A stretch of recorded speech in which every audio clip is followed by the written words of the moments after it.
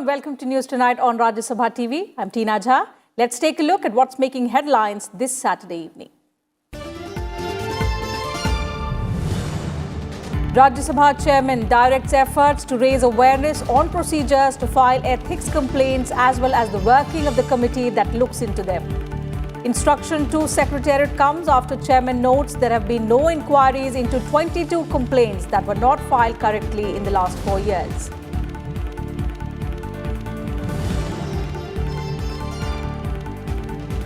Protests held outside Pakistani High Commission in New Delhi over attack on Gurdwara Nankana Sahib. BJP decries unending human rights violations in Pakistan. 4-member fact-finding team of Shiromani Gurdwara Prabandhak Committee to visit religious shrine in Pakistan.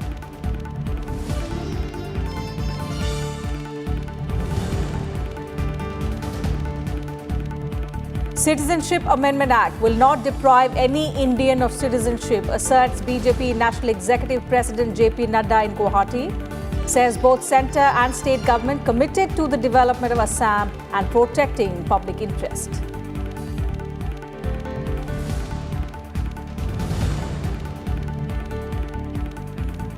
After Kota, 10 infant deaths in December reported from a single hospital in Bundi district in Rajasthan.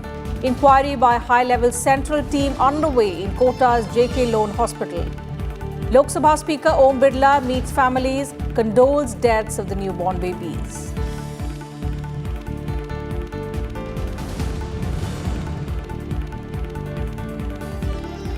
And Pragati Maidan in New Delhi comes alive with the world of books. Union HRD Minister Ramesh Pokhriyal Nishank inaugurates the 28th World Book Fair. Over 600 publishers display works of authors from 23 countries.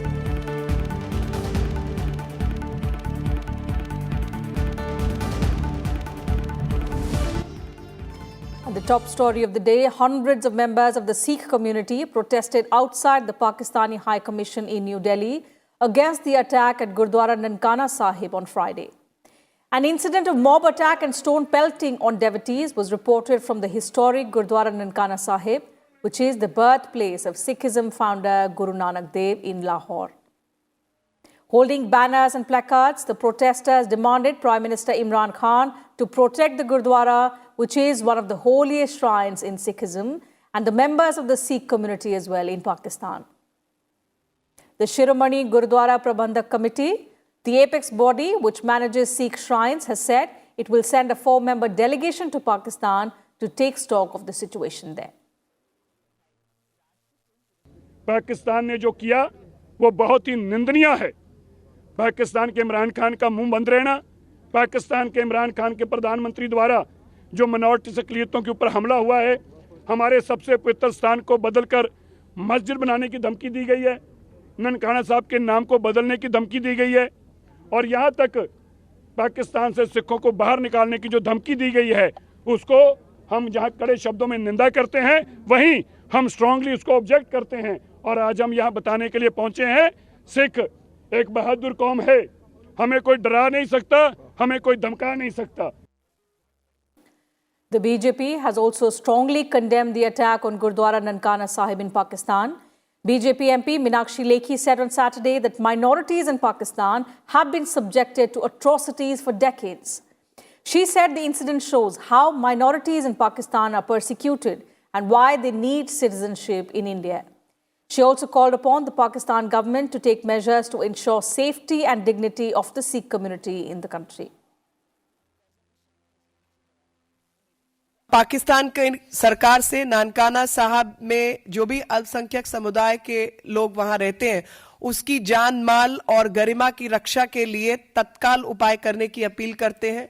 International agencies को भी पता होना चाहिए कि जब आप मानव अधिकार की दुहाई लगाते हैं तो देखिए पाकिस्तान का क्या नजारा है और किस तरीके से अल्पसंख्यकों के साथ लगातार दुर्व्यवहार किया जा रहा है, हिंसा के कृत्य किए जा रहे हैं, जबरन धर्मांतरण होता है और कठोर ईशा निंदा के तहत जो ब्लेस्फेमी का कानून है, उसके तहत यहां तक की सजाए मौत भी दे दी जाती है। BJP Working President JP Nadda on Saturday assured that the union government is committed for the development of Assam and also safeguarding the interests of its people. Addressing a rally in Guwahati, Nadda said that the government will ensure that the 6th schedule of the Assam Accord is protected. He also asserted that the BJP will protect the culture and heritage of Assam. Accusing the Congress party for misleading people over the Citizenship Amendment Act, JP Nadda said that millions of people had to shift overnight to protect themselves and their families from religious persecution. He further mentioned that the citizenship law is meant to grant citizenship to those individuals who entered the country facing religious persecution. लाखों लोगों को रातों रात अपनी जमीन, अपना भाई, अपना परिवार, सबकी इज्जत बचाने के लिए दौड़ना पड़ा, यहाँ आना पड़ा। अफगानिस्तान में 50,000 सिख परिवार थे, 50,000। मैं नहीं कह रहा, न्यूयॉर्क टाइम्स कहता है, वॉशिंगटन पोस्ट कहता है, रॉयटर कहता है कि today only 2,000 families of Sikhs are there in Afghanistan. कहां चले गए? कहां चले? पाकिस्तान में हिंदुओं की, बौद्ध की, जैन की, सिख की, पारसी की, ईसाई की संख्या 23% थी। आज पाकिस्तान में हिंदू की, बौद्ध की, सिख की, ईसाई की जनसंख्या घट करके 3% रह गई। कहां चले गए 20% लोग? कहां चले गए? क्या उनका धर्म परिवर्तन हो गया? क्या उनको भगा दिया गया? क्या वो अपनी इज्जत आबरू बचाने के लिए भारत आए? दुनिया जानना चाहती। The death toll at Kota's JK Lone Hospital continues to rise, with another infant's death reported on Saturday. And with this, the death toll has risen to 107. All of these infants died at the state-run hospital in Kota in Rajasthan within a month. Noting the seriousness of the issue, a team from the centre visited the hospital to take stock of the situation.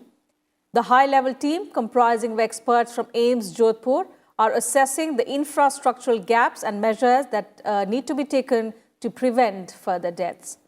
The National Human Rights Commission has also issued a notice to the Rajasthan government over the deaths. Meanwhile, Rajasthan's Deputy Chief Minister Sachin Pilot said on Saturday that the government's response to the infant deaths could have been more sensitive. He said it was not a small incident and also stressed that accountability for the entire episode must be fixed. तो पहले क्या हुआ, कितना हुआ, कैसे हुआ, वो चर्चा ना कर हमें तो लोगों को ये विश्वास दिलाना पड़ेगा कि इस प्रकार की घटनाओं को हम एक्सेप्ट नहीं करेंगे। आज हम लोगों को जवाबदेही तय करनी पड़ेगी, क्योंकि इतने सारे बच्चे अगर मरे हैं इतने कम समय में, तो कोई ना कोई कारण रहे होंगे। कमियां प्रशासनिक हैं, संसाधन की कमी थी, डॉक्टर, स्टाफ, नर्सिंग इसकी कमी थी, लापरवाही थी, क्रिमिनल नेग्लिजेंस था। ये सब रिपोर्टें बन रही हैं, लेकिन हमें कहीं ना कहीं रिस्पॉन्सिबिलिटी तय करनी पड़ेगी। Lok Sabha Speaker and Kota MP Om Birla met the family members of the infants who died in the hospital. He also expressed concern over the deaths and urged the state government to act with sensitivity.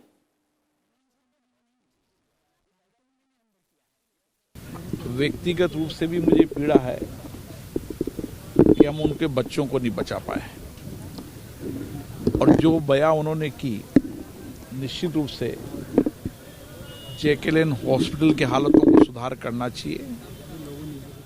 वहाँ जो भी equipment उपकरण की कमी है, मानव संसाधन की कमी है, उसको पूरा करना चाहिए। मैंने केंद्रीय मंत्री जी से भी इसमें चर्चा की, अधिकारियों से बात की, राज्य के मुख्यमंत्री से भी मैंने 2 बार चिट्ठी लिखी।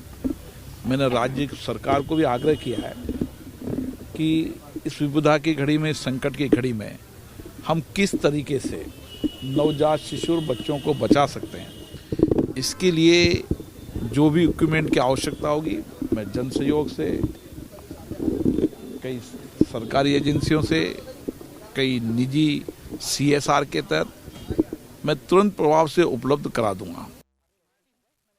Besides Kota, deaths of 10 infants in the month of December itself have also been reported from a hospital in Bundi district of Rajasthan.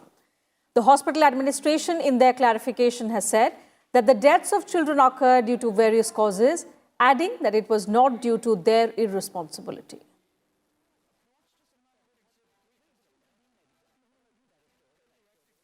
पूरे एक महीने में 1 जनवरी से लेकर 31 दिसंबर तक 10 बच्चों की मृत्यु हुई, अलग अलग बीमारियों से हुई है।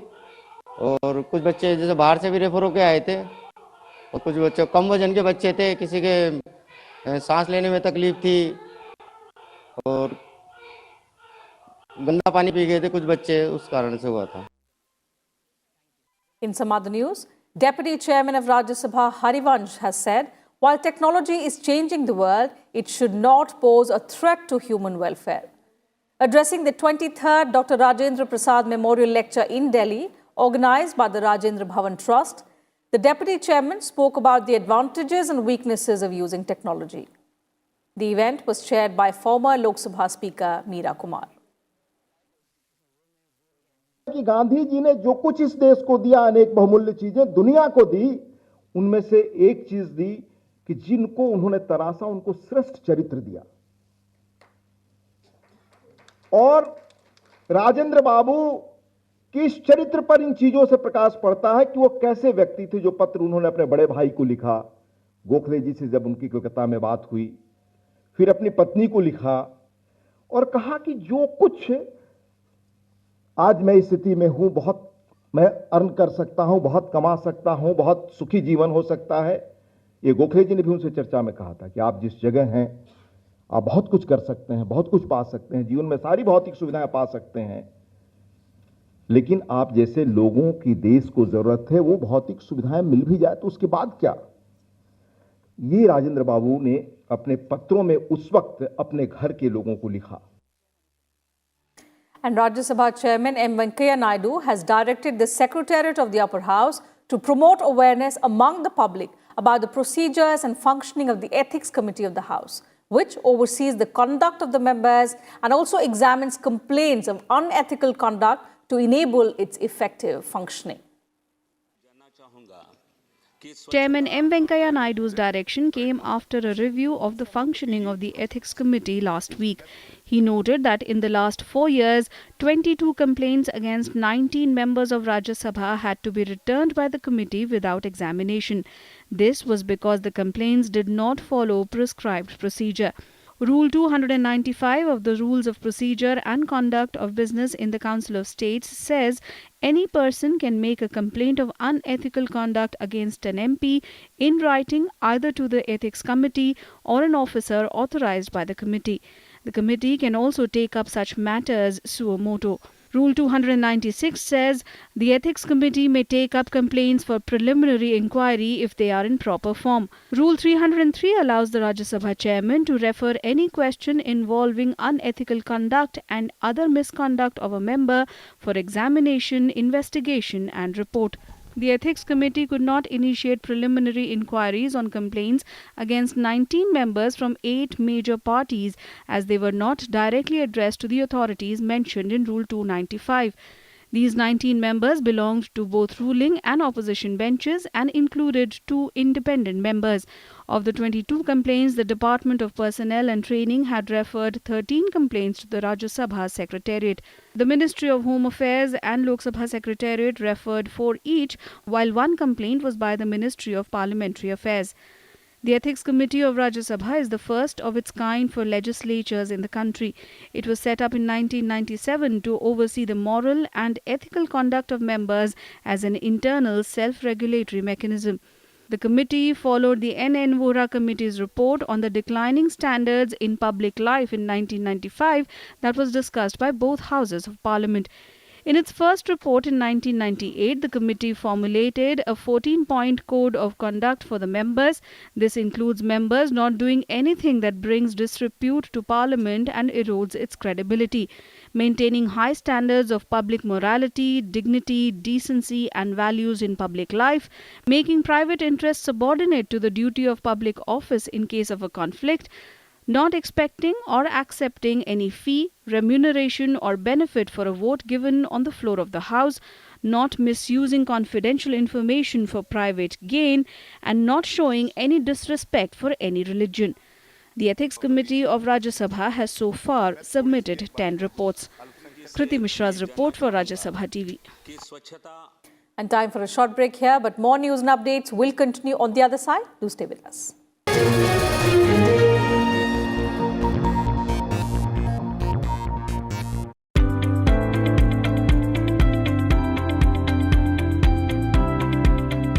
Building behind me is not any other simple building.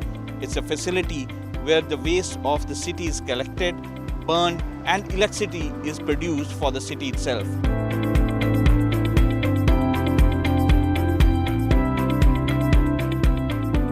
This is just a waste, paper, bottle, pen, plastic bottle, and some plastic bag. And then the yellow one is specifically for food. Modern cleaning systems.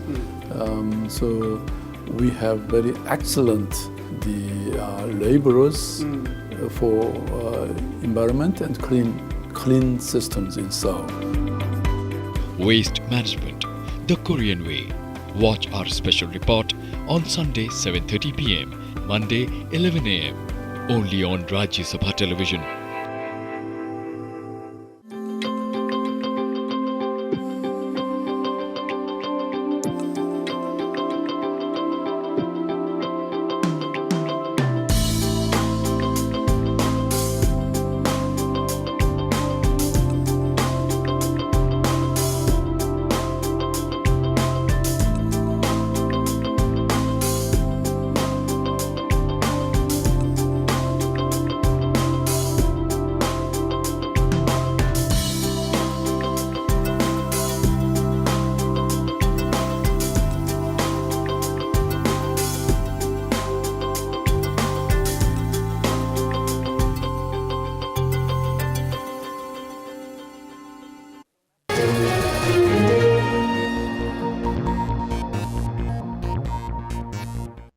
Welcome back. You're watching News Tonight. One person was injured after a grenade was hurled at CRPF personnel in Srinagar on Saturday. The attack took place in the Kaudara area of Srinagar on CRPF troops deployed in the area. Several vehicles were damaged in the attack. Fortunately, there was no injury to any CRPF personnel as the grenade missed the intended target and exploded on the roadside. Security forces then cordoned off the area and began search operation to nab the attackers. Meanwhile, a Lashkar-e-Taiba terrorist was arrested by the Jammu and Kashmir police and the security forces late on Friday night. The terrorist, identified as Nisar Dar, had earlier escaped from an encounter in Kulan village of Ganderbal district, in which one Pakistani terrorist was killed. Dar belonged to the Lashkar-e-Taiba outfit. Security forces को एक इत्तला मिली थी कि जिसमें एक जो militant है जिसका नाम निसार डार है वो एक जगह पर छुपा हुआ है, तो अकॉर्डिंगली पुलिस और सिक्योरिटी फोर्सेस ने उस एरिया को सर्चेस करा और उसमें उसको एप्रीहेंड किया गया है। ये निसार अहमद डार जो है ये एलईटी और एलईटी से वाबस्ता है और ये बांडीपुरा ज़िले का सुकूनतदार था। अभी इसमें तफ्तीश रवा है और इसके तहवील से कुछ असला भी बरामद हुआ है और तफ्तीश और इसकी पूछताछ जारी है। Many places in Himachal Pradesh on Saturday received fresh snowfall, resulting in intensified cold wave conditions in the state. Several tourist destinations, including capital Shimla and Manali, also received fresh snowfall, which resulted in a dip in the maximum temperature of about 3 to 4 degrees Celsius across the state. Kelong recorded the lowest temperature in the state at a low of minus 10.5 degrees Celsius. Kalpa registered a low of minus 3 degrees Celsius, while Manali and Dalhousie recorded minus 1.2 and minus 0.6 degrees Celsius. While the snowfall brought joy for tourists and hoteliers, the Met Department has issued a yellow warning for thunderstorm coupled with hail and lightning at isolated places in plains, low and hilly areas of Himachal Pradesh on the 6th and 7th of January.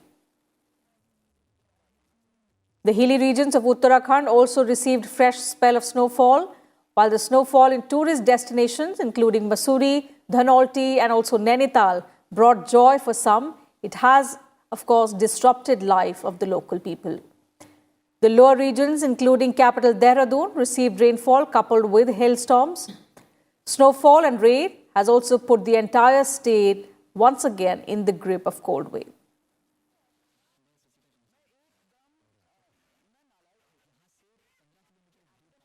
In some international news now, tensions escalated further between the US and Iran after the killing of Iranian commander Qasem Soleimani in a strike ordered by President Donald Trump. Iranian President Hassan Rouhani said on Saturday that the United States committed a grave mistake and that there will be consequences in the coming years. Baghdad's television report said that fresh US airstrike targeted a commander in Iraq's Hashid al-Shabi paramilitary force earlier on Saturday. The official said 5 members of the militia were killed. He also added that the identity of those killed was immediately not known. Further, the United States is sending 3,000 more army troops to the Middle East as reinforcements. They are in addition to about 700 soldiers who were deployed in Kuwait earlier this week after the storming of the US embassy compound in Baghdad by Iran-backed militiamen and their supporters. The strike marked a major escalation in the conflict between Washington and Iran, and now Tehran has vowed harsh retaliation for the killing of its senior military leader. We are a peace-loving nation, and my administration remains firmly committed to establishing peace and harmony among the nations in the world. We do not seek war. We do not seek nation building. We do not seek regime change. But as president, I will never hesitate to defend the safety of the American people. U.S. Secretary of State Mike Pompeo defended the strike as wholly lawful. He said that Soleimani posed an imminent threat against the U.S. and its interests in the region.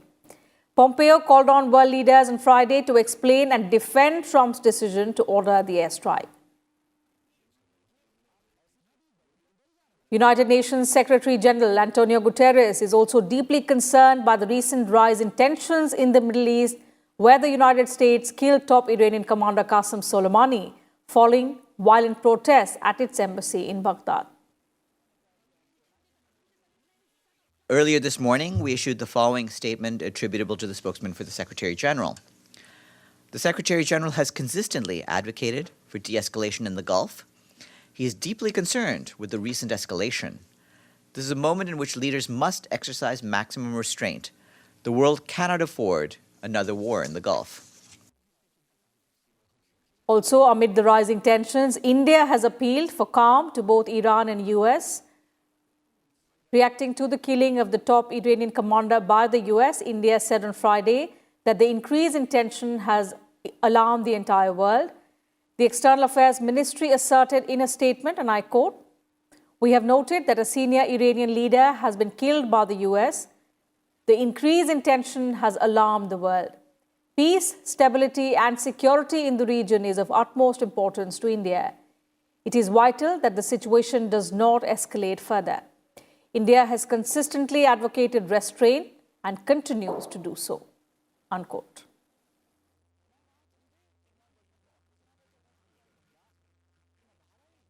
And let's now get you some news about environment and climate change.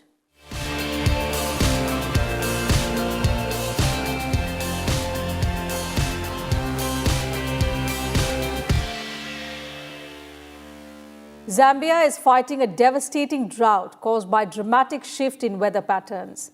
Temperatures in parts of southern Africa are expected to rise by twice the global average as a result of climate change. The Zambia Red Cross has warned that the drought, following 2 years of poor rains and failed harvests, has left over 2.3 million people facing severe food insecurity. While rainfall hit a record low in southern and western Zambia, flash floods and waterlogging occurred in the north and east of the country. The combination has resulted in poor harvest, with families surviving on wild fruit and roots, posing a serious risk to their health. In fact, not just food, enough drinking water is also not available. which means that people and animals sometimes use the same water points, exposing people further to diseases and also creating heightened risk of animal attacks on them.